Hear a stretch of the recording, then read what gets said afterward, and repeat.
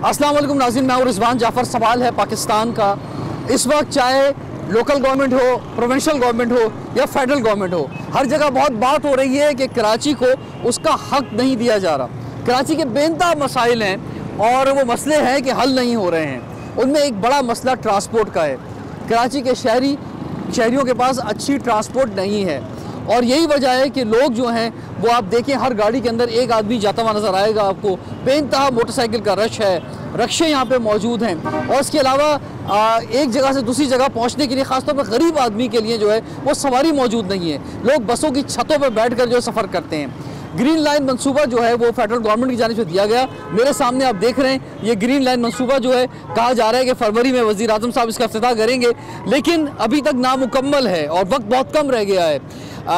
इस मंसूबे का जो सबसे बड़ा चैलेंज रहा और यहाँ सबसे बड़ी कुर्बानी जो दी वो कराची के शहरियों ने दी, और वो ये कि ये मंसूबा जब बनना शुरू हुआ तो न जाने कैसे जो इसकी प्लानिंग की गई थी कि इसकी जो मुतबादिल सड़कें बनाई गई थी वो बहुत ही बुरी थी, बल्कि कहूँगा कि सड़कें बनाई ही नहीं गई और उन सड़कों का बहुत बुरा हाल है। आप ये देख सकते हैं KDA चौरंगी पर इस वक्त मैं मौजूद हूँ। सामने मेरे एक बड़ा शहर का अस्पताल है और यहाँ की सड़कें आप देख सकते हैं कि क्या हाल है।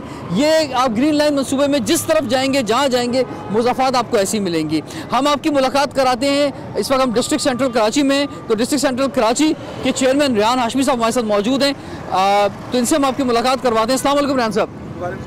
जी, तो ये जो मंसूबा है ग्रीन लाइन का, इस पर कुछ आप फरमाएं। लोग तो समझ रहे थे कि शायद विफाक ने एक बहुत बड़ा मसला हल कर दिया है हमारा, लेकिन ये तो रहमत के बजाय लोगों के लिए पिछले 4-5 सालों में जहमत ही बना रहा। इब्न सीना रोड KDA की चौरंगी पे खड़े हुए हैं। ये KDA चौरंगी का हाल नहीं है, ये सखी हसन का हाल है, 5 स्टार का हाल है। जो मेन शाहराह थी, जो 5 साल पहले इस प्रोजेक्ट के शुरू होने से पहले मोटरेबल था, ट्रैफिक की रवानी बहाल थी, आज ये 5 साल के अरसे में हमारे लिए बाइस अज़ाब बन चुका है। नवाज शरीफ साहब के दौर में शुरू होने वाला ये प्रोजेक्ट अपने पाए तकमील तक नहीं पहुंच सका। और अगर हमारी फेडरल गवर्नमेंट के दोस्त बात करते हैं कराची पैकेज तो मिला ही नहीं, और कराची पैकेज में जिन कंपोनेंट्स की बात करते हैं वो तो ये कंपोनेंट है जो कि साबिक़ हुकूमत के दौर में शुरू हुआ था, जो कि ताहाल तातुल का शिकार है। इसके तातुल में रहने की वजह से ये हमारे लिए बाइस ज़हमत हो गया है। काश के ये प्रोजेक्ट शुरू ही नहीं होता। ये जिस हालत में था, रोड तो कम से कम रवा दवा थी, लोग आज इस सलील ख्वार नहीं हो रहे थे। ये और ये सारी ग्रीन लाइन बनने से कोई ट्रैफिक का इशू हल नहीं होगा, बल्कि इस पर जो है वो बसेस ने चलना है। वो बसें भी कब आएंगी, किस तरह आएंगी, ये भी बहुत बड़ा सवाल है। जाफ़र साहब, इस बसों की प्रोक्योरमेंट हो गई। इस बस के प्रोक्योरमेंट की जिम्मेदारी सिंध हुकूमत ने अपने पास ली थी। क्या सिंध हुकूमत प्रोक्योर करेगी या यहाँ पर रेसिंगें लगेंगी? कोई पता नहीं है क्या हो रहा है। ये शहर लावारिस बनाकर छोड़ दिया है। जो लोग ग्राउंड लेवल के, इन जैसे UC चेयरमैन या मुंतखब नुमाइंदे या ग्राउंड पे काम करने वाले इंजीनियर्स मौजूद हैं, उनको किसी भी किस्म की कोऑर्डिनेशन में नहीं लिया गया। जिस ग्राउंड पर चाहा जाकर अपना प्लांट लगा लिया ग्रीन लाइन ने। कोई परमिशन ऑब्टेन नहीं की गई, अवामी नुमाइंदों से कोई उनसे ऑन बोर्ड नहीं लिया गया। थोड़ा सा इस तरफ आए मेरे साथ। ये आप देखें, ये सड़क का हाल देखें। मकसद मैं इस बात पे हैरान हूँ जब मैं इस रोड पे जब सफ़र करता हूँ कि लोग जो हैं वो कितनी धूल मट्टी जो है वो अपने सांसों के ज़रिए लेके जा रहे हैं। उनकी जो सेहत ख़राब हो रही है, इसका ज़िम्मेदार कौन है? जब भी कोई प्रोजेक्ट बनता है तो उसके मुतबादिल इज़्ज़तदार रास्ते बनाए जाते हैं जहाँ से ट्रैफिक गुजरे। और ये जो रोड है, ये शेर शाह सूरी रोड जो है, ये बहुत ही ज़्यादा मसरूफ़ तरीन रोड है और इसमें बहुत आगे तक जो शहर बहुत बड़ा हो गया, बहुत आगे तक आबादी हो गई है। तो और इसमें ख़ासतौर पर सुबह के टाइम में और शाम के टाइम में बेइंतहा ट्रैफिक का दबाव होता है। अभी हम जिस वक्त रिकॉर्डिंग कर रहे हैं, इस वक्त दोपहर के तकरीबन 1:30 बज रहा है, इस वक्त भी ट्रैफिक यहाँ पे मौजूद है। तो ये क्या हाल है? ये धूल मट्टी, इसका जिम्मेदार कौन है? रिजवान, दर्जनों कम्युनिकेशन डेवलप की, दर्जनों बार हमने अप्रोच किया। ये देखें आप, ट्रैफिक का हाल देखें। ये जो चंची रिक्शा के अगेंस्ट में ये सवारी है, ये जो चल रही है, रक्शे के अंदर लोगों को बैठाकर लेके जाया जाता है। ट्रांसपोर्ट नहीं है शहर के अंदर। जो बसें चलती हैं ये इसमें लोग सफ़र कर रहे हैं इस तरह से, और जो बसें हैं उसमें ख़वातीन के लिए तो बहुत मुश्किल है सफ़र करना।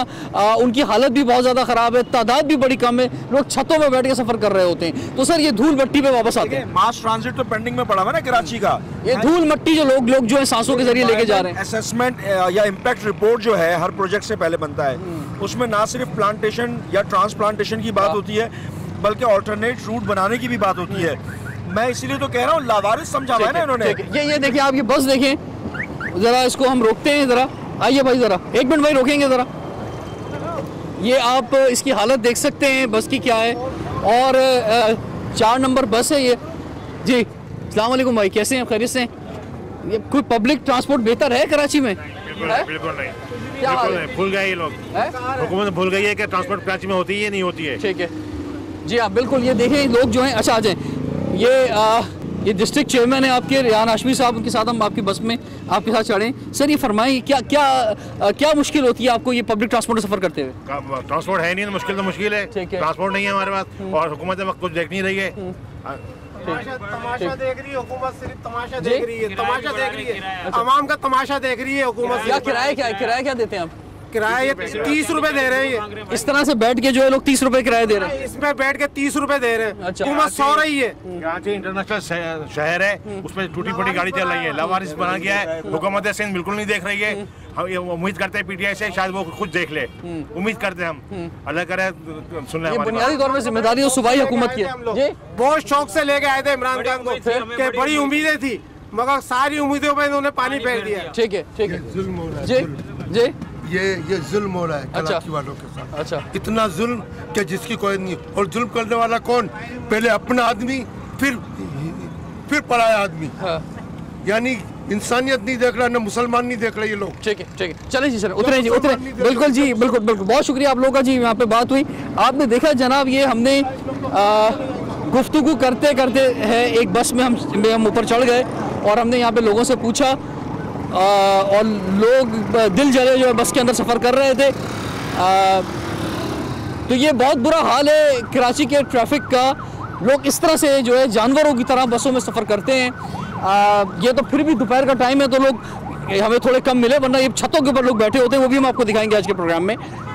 रिजवान, मैं तभी तो कह रहा हूँ कि कराची को ओन क्यों नहीं किया जा रहा। एक प्रोजेक्ट जो शुरू हुआ, कराची को एक प्रोजेक्ट मिला फेडरल गवर्नमेंट की तरफ से, माजी की हुकूमत ने, उसने भी इस प्रोजेक्ट को जिस तरह आगाज़ किया और ताहाल तातुल का शिकार है। यहाँ पर ऑन बोर्ड क्यों नहीं लिया जा रहा? ये ऑल्टरनेट रूट क्यों नहीं बनाया जा रहा? एज़मा के पेशेंट बन चुके हैं लोग जगह जगह पर। ये एक जगह का हाल नहीं है, ये पूरी इब्न सीना रोड का यही हाल है तकरीबन। हाँ, शेरशाह सूरी रोड का यही हाल है, और ये तकरीबन 10 किलोमीटर पर मुहित है। ये लोग बर्बाद हो चुके हैं। 15 मिनट का सफ़र, तकरीबन 1 घंटा लग रहा है सफ़र उसको तय करने में। मास ट्रांजिट की बात कर रहे हैं, मास ट्रांजिट किसके पास होना चाहिए? लोकल बॉडीज़ के पास होना चाहिए, वो भी नहीं है। मास ट्रांजिट के लिए क्या किया गया?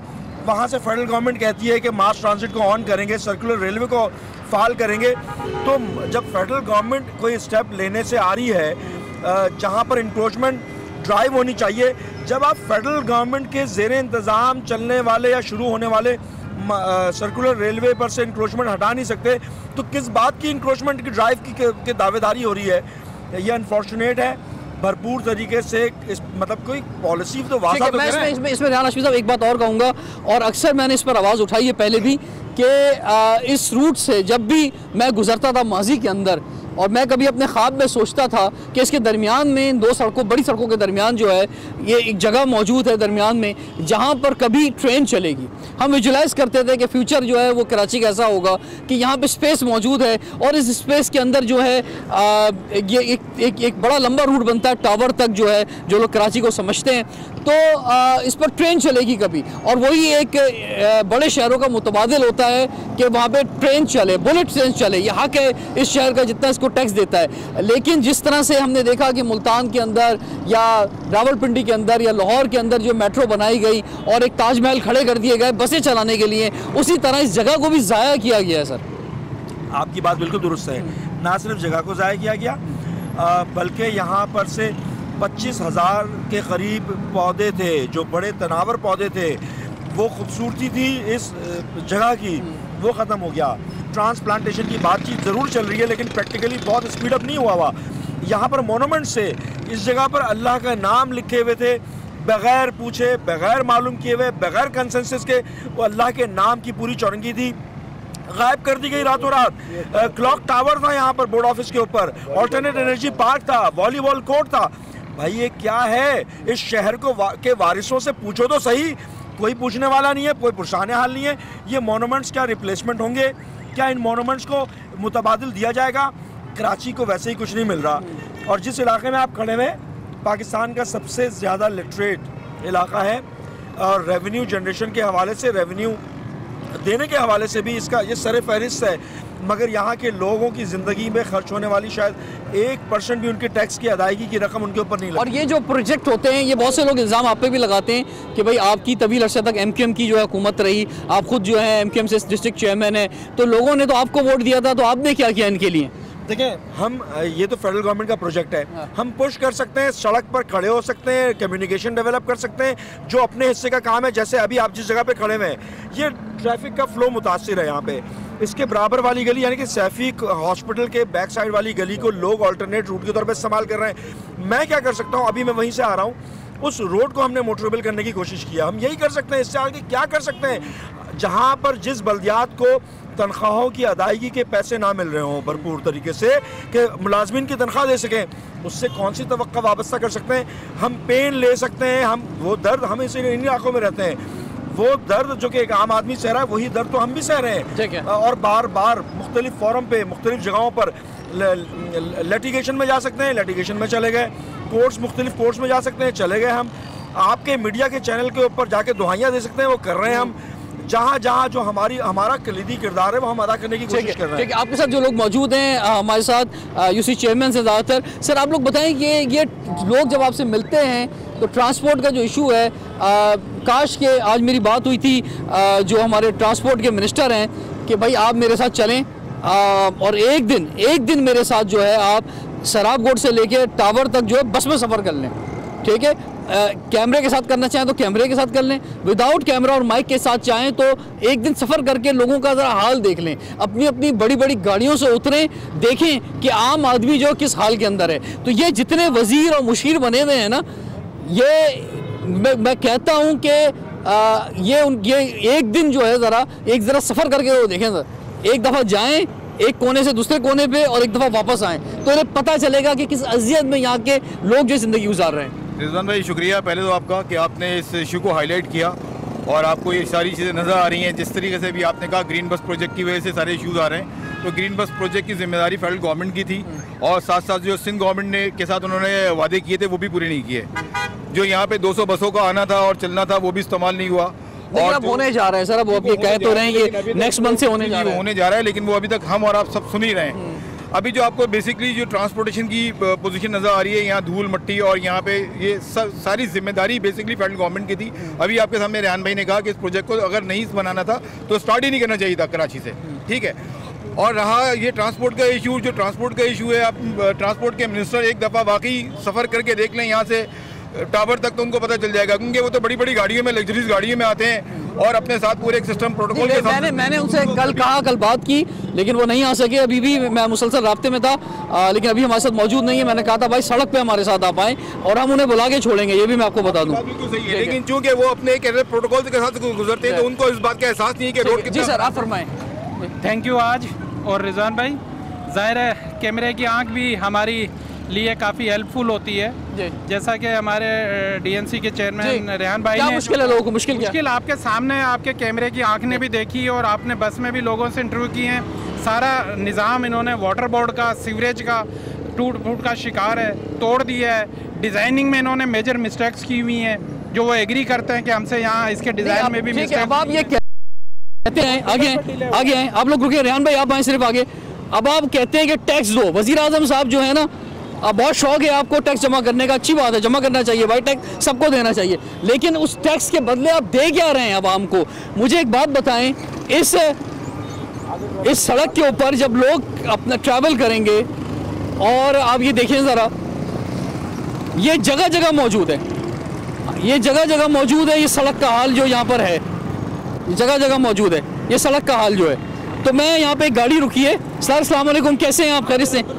कैसे सर ये बताएं, ये सड़क का हाल जो है, ये जो ग्रीन लाइन के साथ। नहीं भाई, जबरदस्त आदमी है। अच्छा। लेकिन मसला ये आ रहा है कि ये सड़क कब सही होगी। हाँ। ये हम इस उम्मीद पे बैठे हुए हैं कि सही हो जाए। मुझे इससे भी ये चाहिए कि मैं इस सड़क की बात नहीं कर रहा, हम कराची की बात करते हैं, कराची हमारा ओन है, ठीक है। हम कराची को कब सही कर सकेंगे? क्या हमारी नहीं, मुझे एक बात बताएं, इन सड़कों पे जब गाड़ी चलेगी तो ये टैक्स तो बहुत मांग रहे हैं कि जनाब टैक्स दो, ठीक है। नहीं, मुझे एक बात बताएं, ये जो आपकी गाड़ी का एक्सल खराब होगा, ये गाड़ी जो एक मैकेनिक के पास बार बार जाएगी, ये इसका कौन जिम्मेदार है? 17,000 रुपए दे कर आए, परसों इसमें रसीद पड़ी, अगर आप कैमरे में दिखाना चाहे तो दिखा सकते हैं। 17,000 रुपए दिए और परसों फिर कह रहे हैं कि आप अपने टायर और गाड़ी बेच दें, नई गाड़ी ले लें। लेकिन हो ये नई गाड़ी का भी यही हाल हो जाएगा भाई इन सड़कों के ऊपर। हम जहाँ रहते हैं वहाँ पे माशाल्लाह नई गाड़ी है, लेकिन क्या है कि उन सबका यही प्रॉब्लम है। आए क्या कंट्रीब्यूशन की जा सकती है? क्या गवर्नमेंट की तरफ से कोई लैकिंग है या हम आवाम नहीं कर रहे? बहुत शुक्रिया सर, बहुत शुक्रिया। ये बड़ी अमेजिंग बात है कि हम जो हैं एक गाड़ी हमने रोकी, कोई हमारा रिश्तेदार या जानने वाला नहीं है भाई, यहाँ पे गुजर रहे थे, हमने रोक ली। आवाज़, ये जो आवाज़ आई है ना, ये पूरे कराची की आवाज़ है।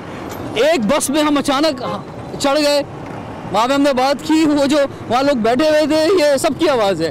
तो ये जो है बहुत बड़ा इशू है कराची के कराची में लोग, शहरी जो हैं वो ट्रांसपोर्ट के मामले में लावारिस हैं। तो अब रेहान हाशमी साहब फरमाइए, हल जो है इसका, आपको उम्मीद करते हैं कि कोई हल नज़र आ रहा है इसका? जो जितना बड़ा रेवेन्यू कराची देता है, क्या उसके शहरियों का इतना भी हक नहीं है कि उन्हें इज़्ज़तदार सवारी मिल जाए? लोग जो हैं अपने दफ्तरों में वाइट शर्ट पहन के जो है वो जा सके, टाई लगा के, और एक गाड़ी में एक आदमी ना जा रहा हो। मोटरसाइकिलों पे कितने हादसात होते हैं, माएँ जो हैं अपने बच्चों को दुआएं दे के घर से बेचती हैं कि पता नहीं जिंदा भी आएगा नहीं आएगा। कितने मोटरसाइकिल पर हादसात होते हैं।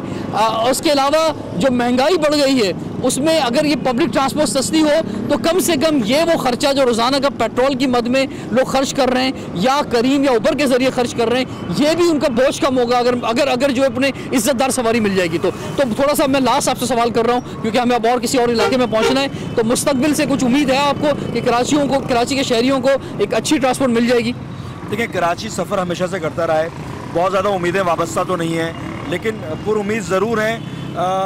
आइनी जमहूरी रस्ते तो बहुत सारे हैं, उन रस्तों को इख्तियार भी करने का इख्तियार किया गया और किया भी जा सकता है। इस बात को भी समझते हैं कि 100 चीज़ों में से हो सकता है सिर्फ 50 चीज़ें हल हो, लेकिन वो 50 चीज़ें हल करने की जस्तजू और प्रैक्टिकल एक्शंस नज़र आएँ, जो अभी तक नज़र नहीं आ रहा। स्पीड अप नहीं है, मुकामी इंतज़ामिया को या मुकामी मुंतखब नुमाइंदों को वो अहमियत नहीं दी जाती जो कि ग्राउंड पे काम कर रहे होते हैं लोग। इनको सड़क पे देख रहे होते हैं, ये अपने हाथों से, अपनी मदद से, अपनी रिसोर्सेज से जो भी कर सकते हैं वो कर रहे हैं, बावजूद इसके कि रिसोर्सेज नहीं मिल रहे। मेयर को क्यों नहीं आर्टिकल 140A के तहत इख्तियार दिए जा रहे? डेवलपमेंट का काम लेजिस्लेटर का नहीं है, डेवलपमेंट का काम बल्दियात का है, थर्ड टियर ऑफ गवर्नमेंट का है। तर्ज हुक्मरानी तब्दील करनी पड़ेगी, माइंडसेट तब्दील करना पड़ेगा। सियासी मरारतों की सूरत में ये जो प्रोजेक्ट्स दिए जाते हैं ये ख़त्म किए जाएं और डेडलाइंस को मीट ना करने पर जुर्माने आयद किए जाएं, और ये सब चीज़ें होनी चाहिए। पुरुम्मीद हूँ, लेकिन नाउमीदी की कैफियत का तारी है मुझको। ठीक है जी, बहुत बहुत शुक्रिया राना हाशमी साहब, हमारी कॉल पर आप यहाँ पर आए। और हम एक चौरंगी पे आए हैं, केडी चौरंगी दौड़ नाज़माबाद में। ग्रीन लाइन मंसूबे के तहत आप किसी भी जगह चले जाएँ, सब जगह जो यही हाल है। हमारा प्रोग्राम का दौरानिया शायद हमें इजाज़त नहीं देता कि हम हर चौरंगी पे पहुँचें, लेकिन हर जगह लोग मुश्किल के अंदर हैं। कई घंटे ये सड़कें ख़राब होने की वजह से, मुतबादिल रास्ते ख़राब होने की वजह से, ये 5 सालों से बेइंतहा कुर्बानी दे रहे हैं, कई घंटे लोग खड़े रहते हैं। तो हम यही कहेंगे कि फौरी इमरजेंसी की ज़रूरत है, हुकूमत को जागने की ज़रूरत है, और वो जागें और जाग के इस मसले को जो है हल करवाएँ। ब्रेक के बाद कंटिन्यू करते हैं सवाल है पाकिस्तान का। Welcome back. इस वक्त मैं हूँ सदर के इलाके में, मेरे पीछे आप देख रहे हैं एम्प्रेस मार्केट सदर की मशहूर, और इस वक्त बेइंतहा ट्रैफिक जाम है यहाँ पे। दोपहर के जिस वक्त हम यहाँ मौजूद हैं, बल्कि शाम का टाइम होने वाला है तकरीबन 4 बजे, और आप देख रहे हैं कि क्या हाल है ट्रैफिक का। जो आज हम पब्लिक ट्रांसपोर्ट में बात कर रहे हैं, तो हम देखेंगे कि लोग बसों में कैसे सफ़र कर रहे हैं यहाँ पे।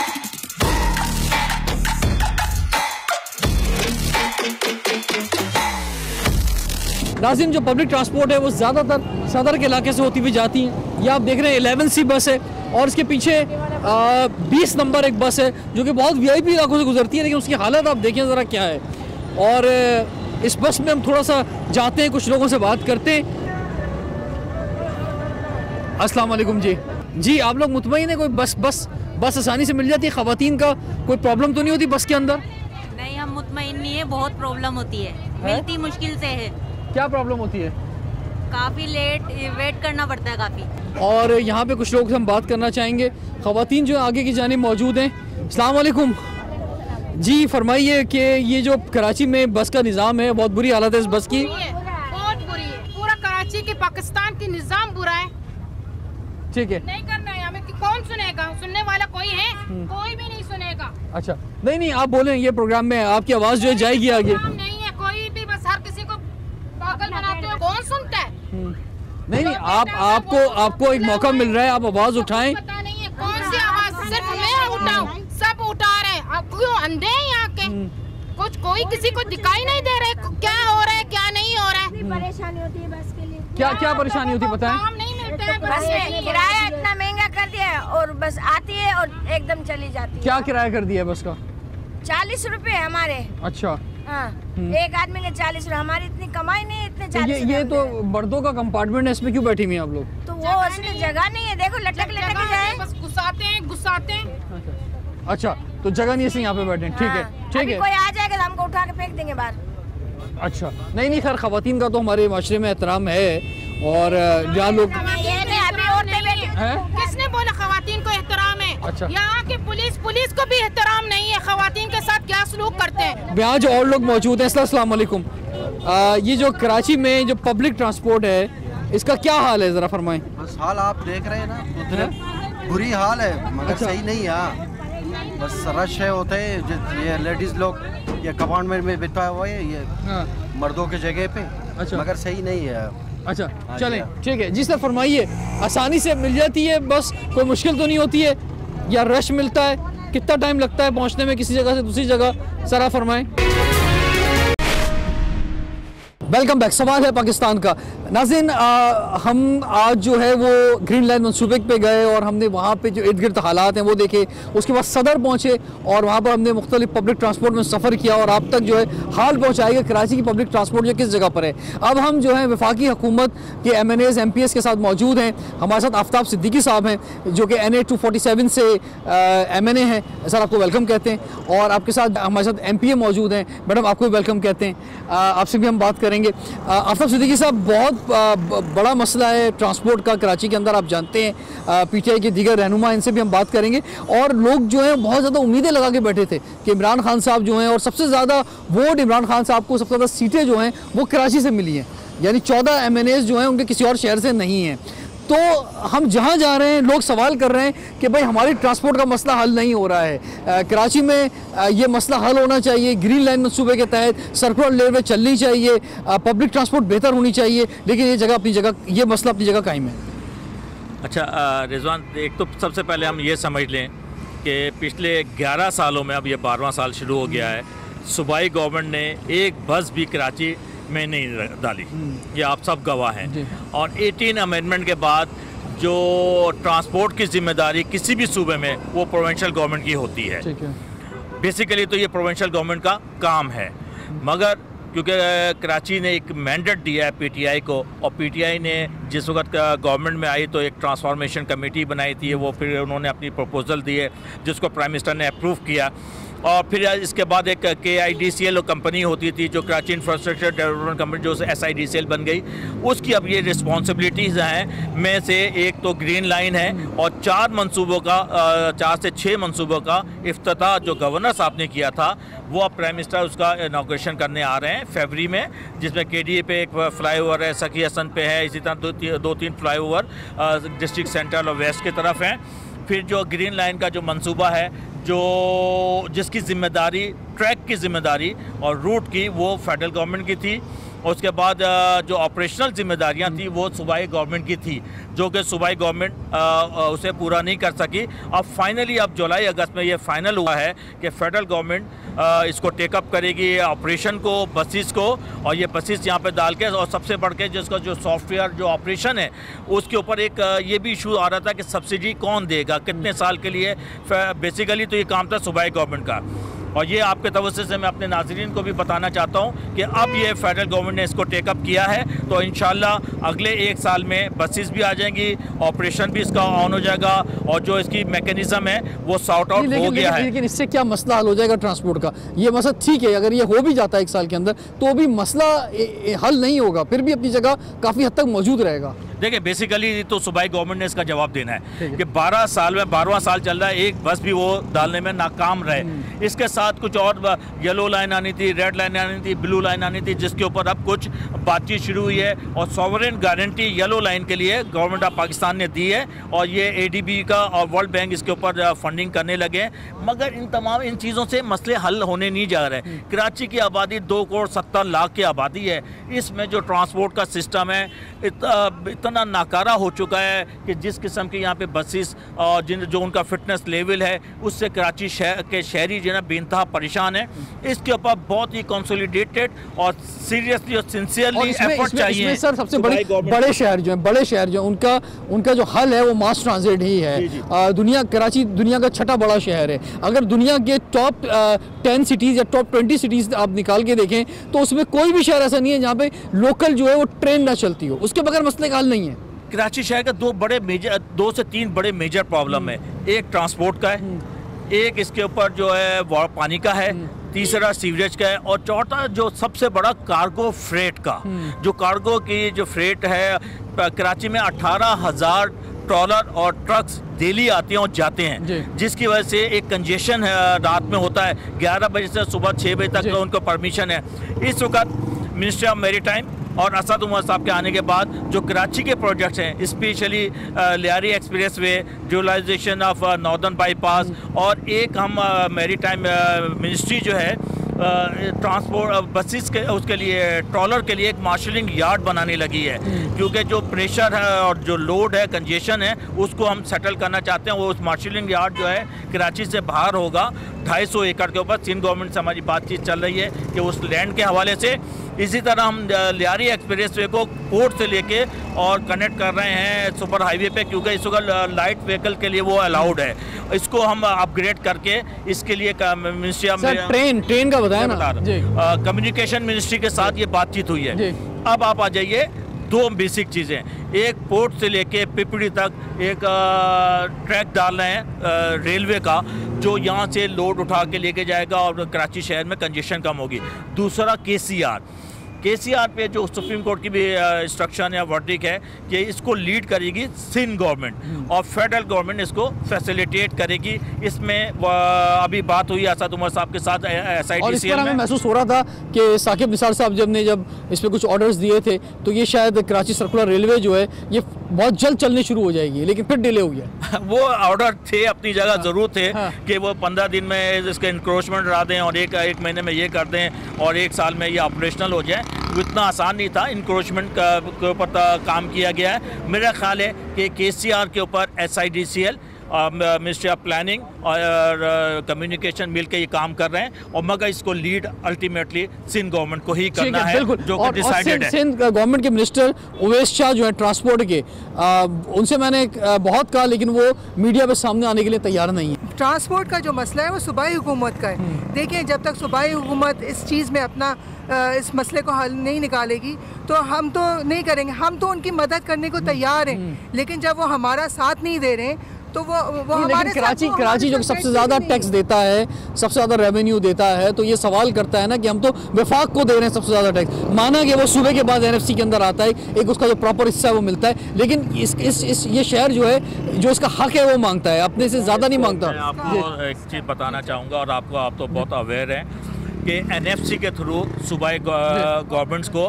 पैसे जाते हैं। इस साल जो एक्सपेक्टेड है 830 अरब रुपए, तो इसके बाद जो है ये 830 अरब जो सूबाई गवर्नमेंट को आएंगे, उसने ऑब्वियसली PFC अवार्ड भी होना चाहिए जिस तरह NFC है। ये बात हमने प्राइम मिनिस्टर से भी उठाई है और इसको हम हर लेवल पे उठाना चाहते हैं कि जिस तरह NFC से पैसा आता है इसी तरह डिस्ट्रीब्यूशन होनी चाहिए एरिया, पॉपुलेशन और पॉवर्टी के हिसाब से, और कराची को उसका हक नहीं मिलता है।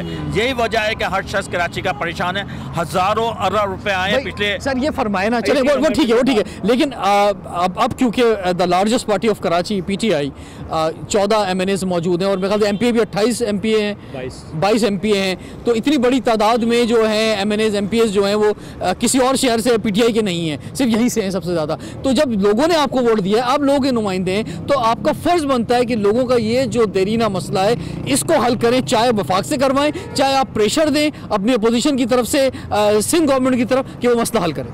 देखिए, इस सिलसिले में एक 8 मुहर्रम को एक मीटिंग हुई थी, आपको पता है, और प्राइम मिनिस्टर के साथ, जिसमें डॉक्टर फ़रूक नसीम साहब को कन्वीनर बनाया गया था कराची स्ट्रेटेजिक कमेटी का। उसका मकसद ही यही था कि कराची के साथ जो इश्यूज सूबाई गवर्नमेंट के हैं उसको कैसे एड्रेस किया जाए, और उसमें एक रिकमेंडेशन देनी थी इस कमेटी ने। वो रिकमेंडेशन अनफॉर्चुनेटली अभी तक नहीं दे पाए, और जैसे ही वो आएगी तो फिर फेडरल गवर्नमेंट उसके ऊपर एडवाइस इशू करेगी सुप्रीम को कि जो कराची के अवाम का हक बनता है वो हक उनको दिया। हमने मुस्तकिल ये बात कर रहे हैं कि मैक्सिमम इख्तियारात जो है ना लोकल गवर्नमेंट के पास चाहिए, जिसमें पानी है, सीवरेज है, लोकल बॉडीज़ का आपका KDA KMCs हैं, ये सारी चीज़ें लोकल बॉडी मेयर को स्ट्रेंथन करना चाहिए, और जो मेयर के पास जो भी इख्तियारात हैं उसका तो सही इस्तेमाल होना चाहिए। मेयर अगर कम रिसोर्सेज हैं उस कम रिसोर्सेज का भी इस्तेमाल होना चाहिए, ना कि ये रोना कि मेरे पास इख्तियारात नहीं है तो इतनी बड़ी जो फौज रखी हुई है हमने वो किस दिन काम आएगी। तो दो चीज़ें हैं, इख्तियारात की भी जंग है और दूसरा जो है उसका सही यूटिलाइजेशन। साहब आपका बहुत बहुत शुक्रिया, थैंक यू वेरी मच कि आप सबने हमें ज्वाइन किया। नाज़रीन, लोग आज हमने जो बात की वो ट्रांसपोर्ट के इशू पे थी, और ये कराची के अवाम का एक देरीना मसला है। उनका हक बनता है कि उन्हें एक अच्छी सवारी मिले, उन्हें एक बेहतर सस्ती सवारी मिले, इज़्ज़तदार सवारी मिले, ताकि वो अपनी मंजिल पर पहुंच सकें। और जो महंगाई बढ़ गई है उसमें एक बड़ा रोल जो है ट्रांसपोर्ट का भी है। अगर उन्हें सस्ती सवारी मिलेगी तो ये कुछ पैसे वो बच सकेंगे उनके लिए। जो वज़ीर आज़म पाकिस्तान बात करते हैं गरीब तबके की और पिसे हुए तबके की, उसका ये एक मसला, खासतौर पर कराची का ये मसला जो फौरी हल होना चाहिए। रिजवान जाफ़र को इजाज़त दीजिए, सवाल है पाकिस्तान का।